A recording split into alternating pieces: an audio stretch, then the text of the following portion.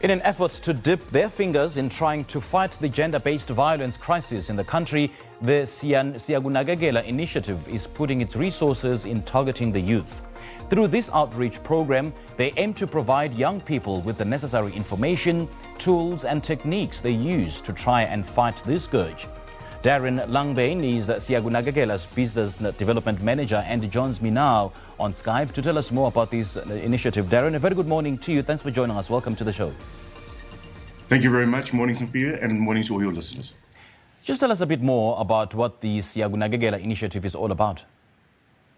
All right, so we have three main projects. The first one is addressing gender-based violence. The second one is helping female hygiene. And our third one is sanitizing pit toilets. But the most important one to us is gender-based violence. So you decided to focus a lot of your initiatives at the youth. Why was this approach so important for you? I think the youth is our future. I think the youth has always shown that the power of change comes from young people. Now, as we get a little bit older, we get set in our ways, and we get involved with our businesses and our families, and social issues are there. You realize them, but the youth want change. They don't want to go through the same things their parents went through, and they are the energy of change. So it has to start with the youth. And what communities are you targeting with this initiative?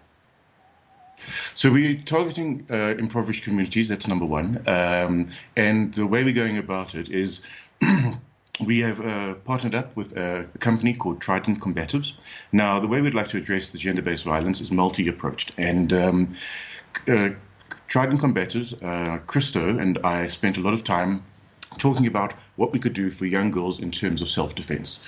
So Christo's dojo, they are very experienced in very different forms of martial arts, and Krav Maga, which was invented by the Jewish population in World War II. Now that is developed to be the fighting technique of armies throughout the world. Mm-hmm. But I was speaking to Christo, I don't want to teach young ladies how to fight. I want to teach them how to basic self-defense to get away from the problem. So we did quite a bit of work together, and we've come up with a very good age-appropriate self-defense training technique where we go into the schools, into community centers, and teach young ladies how to get away from potential threat. That's the first approach on the self-defense. And secondly, we tell the young ladies, God gave you a voice. Use it. If somebody's trying to attack you, speak up, shout, make a noise, get the attention of somebody else to come and help you. And thirdly, and it's probably the most important one from the female side, ladies have a sixth sense. If you feel uncomfortable about a mom's new boyfriend or the way somebody in the family is looking at you, tell someone, tell your sister, tell your brother, tell your mother. Speak up about what you feel inside your heart and your gut, because invariably how you're feeling is the truth. Yeah. So then that's the one side of it, and that's the practical approach in terms of from the lady side. But we have to look at the real problem, and the real problem is young guys and why they are being so aggressive to the ladies.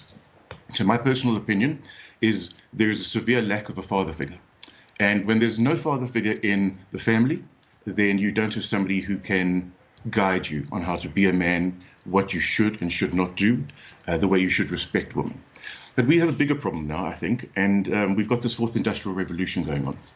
And women have taken to it fantastic. They are dynamic, they're out there, they're working, they're functioning in the fourth industrial revolution. And the guys they're scared, they're getting left behind, and they don't know how to deal with this.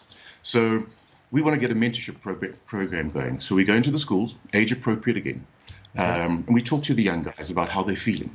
Okay. What's bothering them. You've got to learn as a young man to speak up. Don't hide your emotions inside you. Don't pretend you're big and powerful and you can handle anything. You can't. The world has changed. You need to change with it. And the big brother concept is good, because if you're down and out or you don't know how to handle something, you can speak to somebody who's a little bit older than you, who's not going to put you down and say, be a man and grow up. He's going to say, listen, talk about it. You know, if you're angry, put on a pair of shoes, go for a run. Yeah. You know? Now, Darren, in your quest to encourage the youth especially to speak up, what are some of the trends that you've noted among the youth around the attitude they have towards gender-based violence? Number one, girls are afraid.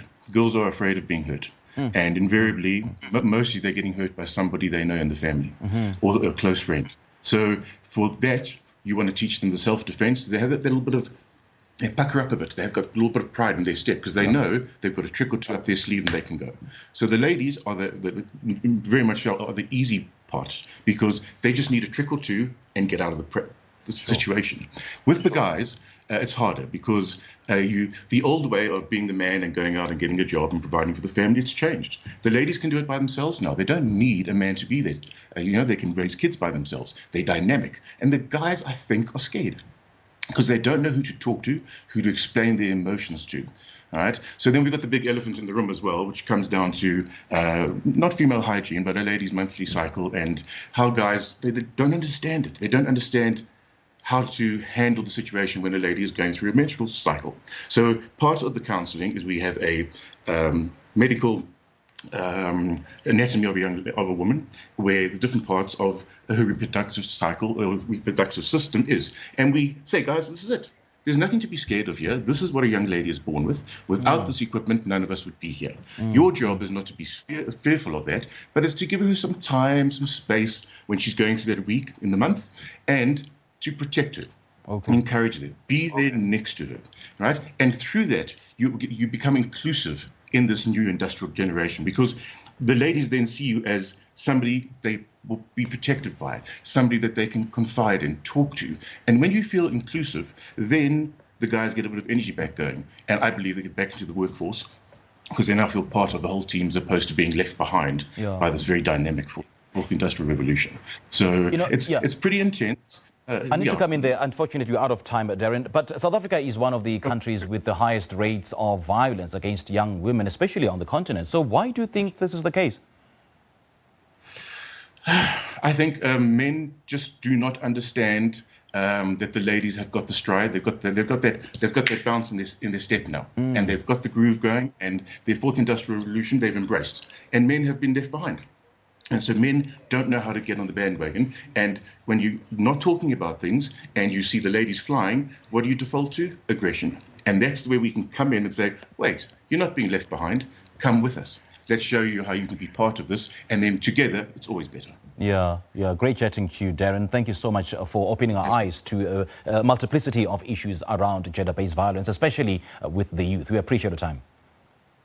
Fantastic. Thanks very much for having me on the show. Okay, that was Siyakunakekela's Business Development Manager, Darren Langbein, and we're just in conversation about the role that their initiative plays in trying to fight the scourge of gender-based violence in this country.